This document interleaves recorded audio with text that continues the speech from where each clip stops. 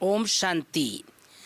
प्यारे भाइयों बहनों, बाबा की मुरली में एक बहुत प्यारा शब्द आता है और बहुत प्रसिद्ध संत का नाम बाबा कई बार मुरली में नाम लेते हैं और उस संत का नाम है संत सूरदास।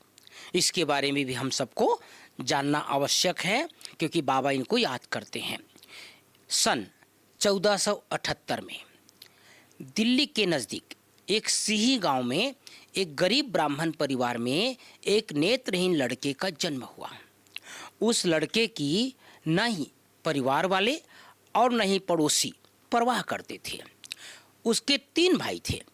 अंधा लड़का जब 3 साल का था तब उसका वास्तविक नाम सभी भूल गए और सभी उसे ठसूर अर्थात अंधा कहकर बुलाते थे।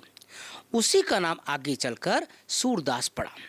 सूरदास जब भी भजन सुनते थे, बहुत बाल्यकाल में जब भजन सुनते थे तो उनका मन खुशी से नाच उठता था। वह सोचते थे मैं भी कैसे गीत गाऊं। उन्होंने साधना प्रारंभ कर दी। 14 साल की उम्र में ही वो बहुत प्यारा गायक बन गए।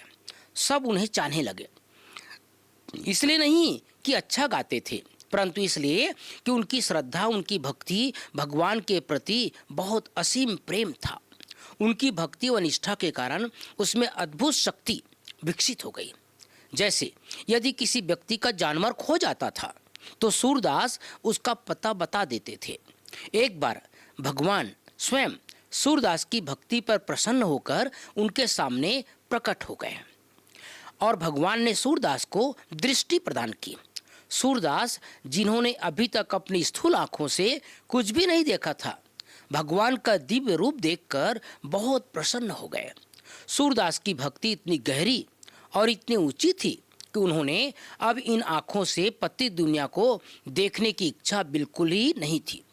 भगवान का रूप ही अपने मन में वो बसाना चाहते थे। इसलिए सूरदास ने पुनः जैसे थे वैसे अपनी आँखों को कर लिया। ये सूरदास की सच्ची भक्ति का प्रत्यक्ष प्रमाण है। सूरदास लंबी आयु तक जीवित रहे।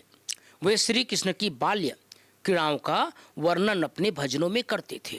आज भी सूरदास के बहुत सारे भजन सारे संसार में और भारत में भी गाए जाते हैं। सूरदास नेत्रहीन होते हुए भी परमात्मा का प्यार अपने दिव्य चक्षु द्वारा अनुभव किया करते थे।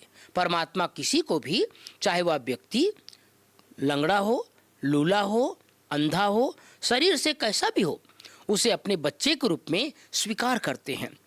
जो निश्चय एवं स्नेह से परमात्मा को याद करते हैं, परमात्मा उन्हें अपने हृदय सिंहासन पर स्थान देते हैं, जिसको बाबा कहते हैं सच्चे दिल पर साहेब राजी। वास्तव में भाई बहनों, इस समय हम सब की जो अवस्था है वो हमारी मानसिक अवस्था बहुत अच्छी होना चाहिए।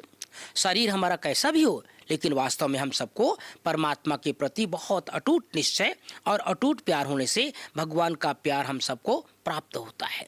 ओम शांति, ओम शांति।